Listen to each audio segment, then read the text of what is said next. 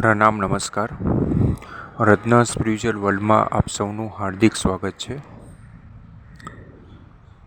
આજે આપણો ટોપિક છે શનિ વિશે છે. આગળ આપણે ચર્ચા કરી ગયા 7 નંબરનો ગ્રહ છે. કુલ જે છે આપણે 12 ગ્રહ છે, તેમાંથી 7 નંબરનો ગ્રહ શનિ છે. આજનો આપણો વિષય છે શનિની સાડાસાતી વિચાર. અહીંયા સાડાસાતી કેટલા વર્ષની હોય છે, સાથે સાથે નાની પનોતી જે આપણે દૈયા કહીએ છીએ તેની પણ આપણે ચર્ચા કરીશું. તો આજનો આપણો ટોપિક છે શનિની સાડાસાતી વિચાર. હવે આગળ આપણે જાણ્યું જ્યોતિષશાસ્ત્રમાં કે શનિનું શું મહત્ત્વ છે.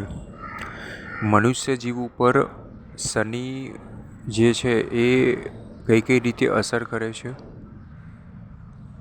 તેનું કેટલું અને શું મહત્ત્વ છે, તેના વિશે આપણે ચર્ચા કરી ગયા આગળ. આજે આપણે જાણીશું કે 2025માં શનિ ગ્રહ જે રાશિ પરિવર્તન જે કર્યો, લગભગ માર્ચ કે એપ્રિલમાં જે છે એ શનિ પોતાની રાશિથી આગળ ગયો. એટલે કે જે ચંદ્ર રાશિ છે આપણે કુંભ રાશિમાં જે છે એ 2022-23થી લઈને 2025 સુધી જે છે શનિનું ભ્રમણ કુંભ રાશિમાં હતું.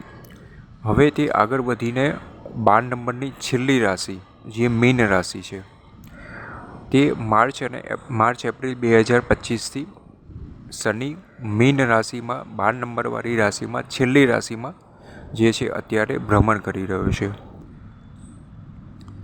તો આપણે ચર્ચા કરીશું કે હવે શનિ મીન રાશિમાં જે ભ્રમણ કરી રહ્યો છે તો શું અવધિ છે, કેટલા સમય માટે મીન રાશિમાં ભ્રમણ કરશે, આ મીન રાશિમાં ભ્રમણ કરવાથી કઈ રાશિમાં નાની પનોતી જે આપણે દૈયા કહીએ છીએ એ કઈ કઈ રાશિમાં અત્યારે ચાલુ છે, કઈ રાશિમાં સાડાસાતી ચાલુ છે એટલે કે મોટી પનોતી એ કઈ રાશિમાં ચાલુ છે તે આપણે જાણીશું.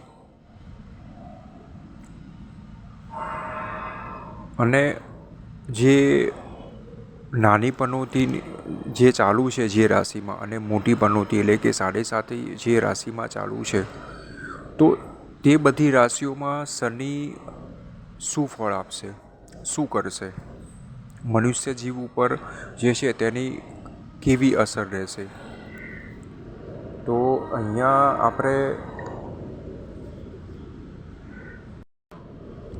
આપણે જાણીશું કે કઈ રાશિ છે કે જેની અંદર 2.5 વર્ષની નાની પનોતી ચાલે છે, કઈ રાશિ છે જેની અંદર સાડાસાતી એટલે કે મોટી પનોતી ચાલે છે.